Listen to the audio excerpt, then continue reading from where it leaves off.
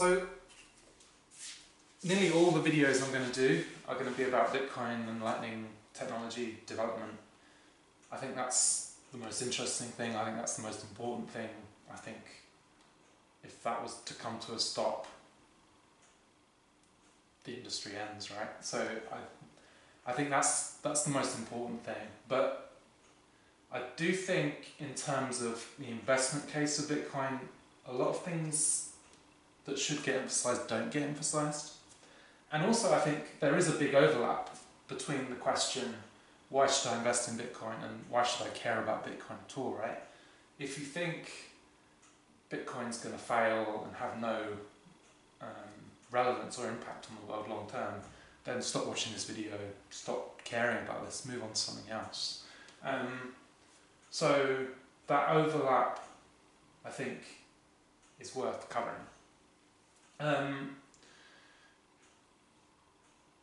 Ignoring technology and ignoring Bitcoin, what we've had in the conventional economy since 2008 is tons and tons of money printing by trillions of dollars by the central banks. This was initially in response to the massive financial crash in 2008, but since then it's been used as a response to COVID, as a response to try and pump growth up again.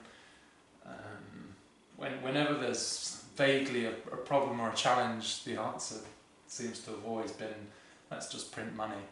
And I don't need to give a primary school lesson on why that's a terrible idea. Yeah, that's the world we're in. There's a good analogy that Nassim Taleb made a number of years ago where he says, you can have really loose monetary policy and you can do quantitative easing and money printing, and it's like shaking a ketchup bottle, right? Like you shake it, you shake it, you shake it, no ketchup comes out. So you just keep shaking it more and more vigorously. And then when finally the ketchup does come out, it just dollops all over your plate, much bigger pool than you wanted. And I think that's kind of what's coming home to roost now. You can't just keep using the money print to solve all your problems. Eventually inflation is going to start rising, and there's just no asset classes that look as if they're not hugely bubbly by now. There's just been so much money printed into all of them. So money print to go brewer is an important argument for the case in terms of investing in Bitcoin. As we all know, Bitcoin has a fixed monetary supply schedule. There won't be, or we expect there not to be, any more than 21 million Bitcoin over the next few years and decades. Certainly no one's going to be able to come along and change the monetary supply like they have done in the central banks all over the world, and it's just not going to happen. Users will not accept that. So yeah, a big motivation for the investment case in Bitcoin. Then there's the historic economic argument where it's like we had the gold standard until around 1970 that really put restrictions in place for how much money printing central banks could do. They had to try to maintain this peg to gold, so whatever money they did produce had some connection to a real world asset, and that was ditched, at least in the US, in 1970. And now there's just no asset backing cash. So the only thing stopping central banks from printing money historically was just that everyone knew it was a terrible idea and it would lead to inflation and bubbles all over the place. That understanding has now just completely collapsed in the conventional economy. A lot of Bitcoiners are obviously attuned to this. So there is this investment case where it's like, this is going to end in tears. We're going to need a new system before we have the gold standard. Now that we have a fixed asset, a digital asset, a programmable asset, Bitcoin, perhaps the new economy that emerges from the collapsing one today will be an economy on a Bitcoin standard, fixed to Bitcoin, stored on the Bitcoin blockchain, and with banks and other providers of capital linked to Bitcoin assets on chain.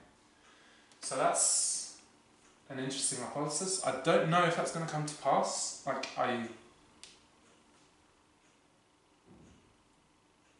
think it will. Otherwise, I wouldn't be interested in Bitcoin. If it's just going to be speculative bubbles and then just fade into irrelevance, I wouldn't care about Bitcoin. I think there is a long-term investment case and a long-term reason to be interested in Bitcoin. And I think that is a possible hypothesis for what comes in the long term. So yeah, I think I've covered the finance, economics type lens. The technology lens, I think, is not covered enough. The best parallel that I can think of in terms of past technologies is the Linux operating system. So the most popular operating systems were closed source, were proprietary, Microsoft Windows, Apple Mac OS. And Linux was the operating system that built a community behind it, totally open source, developers could change it however they wanted, massive ecosystem built around the Linux operating system. And it's now being run on over 90% of servers globally, which is just incredible. It hasn't translated, not too many people, or like non-technical people, are running the Linux operating system on their laptops. So people who aren't technical don't appreciate this. But in the background, in terms of infrastructure, in terms of company servers, Linux is entirely dominated. And I think this is a really good parallel to Bitcoin, because I think if we are going to have a replacement to the gold standard, a digital gold standard if you like, and if there is a long-term impact, like it's not just going to fizzle into irrelevance, if there is going to be a long-term impact, I think it's going to be Bitcoin, I think Bitcoin is absolutely, in comparison to the other candidates out there, is the only candidate to be the Linux of money. I suppose that's a separate video and focusing more on technology, but you're not going to have Ethereum, Solana, whatever the hell being the digital gold standard or the Linux of money. It's just not going to happen for various technical reasons. I want to end, if this has convinced you that Bitcoin is interesting, that there is a long-term case for investing your money in Bitcoin and investing your time in Bitcoin, the two massive holes I see people fall into that are really damaging, and if you're going to succumb to one of these two, I implore you not to look into Bitcoin anymore, because if you end up doing these things, you will end up losing all your money, even if Bitcoin's a massive success. And these two things are day trading, where you're trying to predict what the price is going to do over minutes, hours, or even days. The price is almost entirely dictated by very, very rich Bitcoin holders buying and selling. So the only really way to predict the market is if you know one of these billionaires holding Bitcoin who was going to dump Bitcoin tomorrow, or was going to buy Bitcoin tomorrow. That's the only way to predict the price on a short-term level. Most of us don't know billionaires who own Bitcoin and are going to make decisions on buying and selling large amounts of Bitcoin. So just don't day trade. If you're going to buy Bitcoin, hold it securely. Talk about some of the security considerations and security products out there on another video. But just don't fall down this trap of thinking that you can predict the price on an hourly, daily, weekly basis. You can't. And you'll lose your money, however well Bitcoin does over the long term. So that's number one. Number two is chasing the next Bitcoin. Exchanges especially make the most money by selling you dross, by selling you the next shiny thing that has nice branding or a cool name, but like from a technology perspective, either there's massive holes in the design of that protocol and the design of that blockchain, huge question marks that haven't been answered, and that's even on the vaguely reputable blockchains, cryptocurrency assets. The vast majority of them don't even have holes, they're just gaping abysses, edifices. They've just got nothing. It's just branding, marketing, cute names, and there's just nothing going on in the background, no developers working on it. Just completely pointless, dead projects. So don't chase the next Bitcoin. I know that it's tempting, I know that you're like, oh, I missed out on the Bitcoin price going from 0 to whatever it is today, $20,000. Like, I want to get the next one. I don't want, like, I missed out on Bitcoin. I want to get the next Bitcoin. I get the temptation, but I'm sorry to tell you, you missed out, and I missed out. Very few people showed any interest in the early days of Bitcoin. No one thought it would get to the level it did today. So don't chase the next Bitcoin. The next Bitcoin is Bitcoin, and the next Bitcoin after that will be Bitcoin.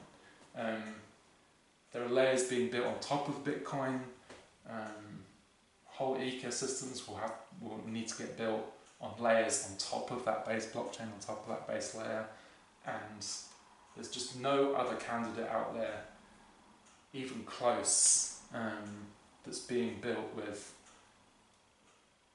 the expertise, with the huge level of scrutiny, with long-term thinking, not making crazy transitions to proof of stake, with tons of open question marks.